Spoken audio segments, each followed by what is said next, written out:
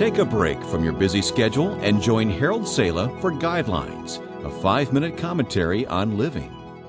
Look here, you who say, today or tomorrow we're going to a certain town and we'll stay there a year. We will do business there and make a profit. How do you know what your life will be like tomorrow? Your life is like the morning fog.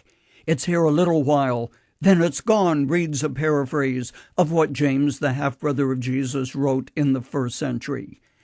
Nonetheless, it has been more than a half-century since the world looked much darker than it does at the present moment.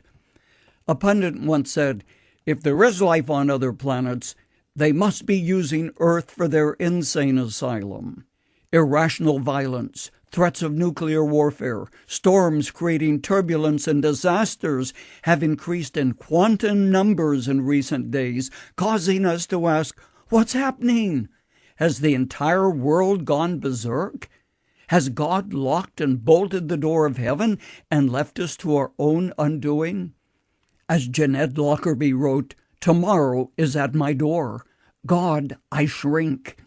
I take a halting backward step, for what I do not know I dread. As fog on a winding hilly road curtaining the way ahead, I fear tomorrow at my door. The beginning of a new year always creates a measure of uncertainty as we wonder what lies ahead, not only for the vast numbers of earthbound pilgrims on planet Earth, but more specifically, what lies ahead for each of us as individuals. Yesterday is a canceled check written in ink that we cannot change. Tomorrow is a promissory note written in pencil, subject to erasures made by the invisible, uncertain hand of fate. How do you put the past behind and find God's grace and strength for today and tomorrow? I am reminded of the father who took his small child for a walk, and as the sun sank in the western sky, the lad gripped his father's hand. But as darkness set in, the little boy gripped his father's hand more firmly.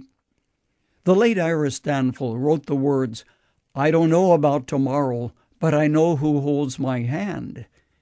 That assurance gives you faith and strength to face whatever may come your way tomorrow.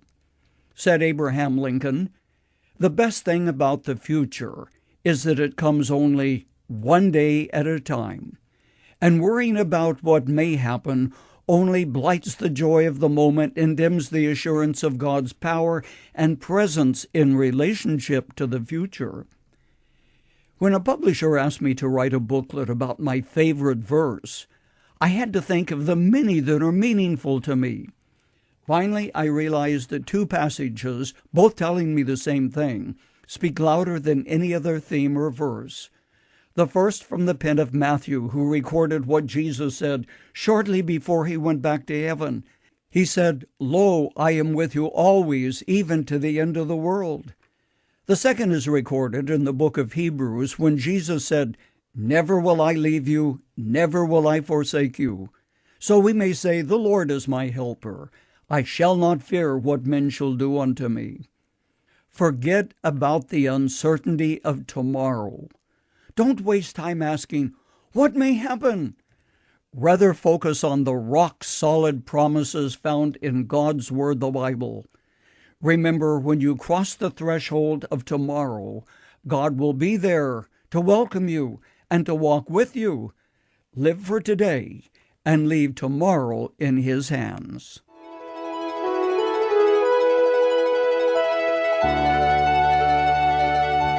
You've just heard Dr. Harold Sala with Guidelines, a 5-minute commentary on living. If you would like to listen to the program again, download a copy, subscribe to our e-commentary, or view other resources, visit guidelines.org. We would like to hear from you too. You can email us at info@guidelines.org. That's info@guidelines.org. Thanks for listening, and we invite you to join us again for the next edition of Guidelines.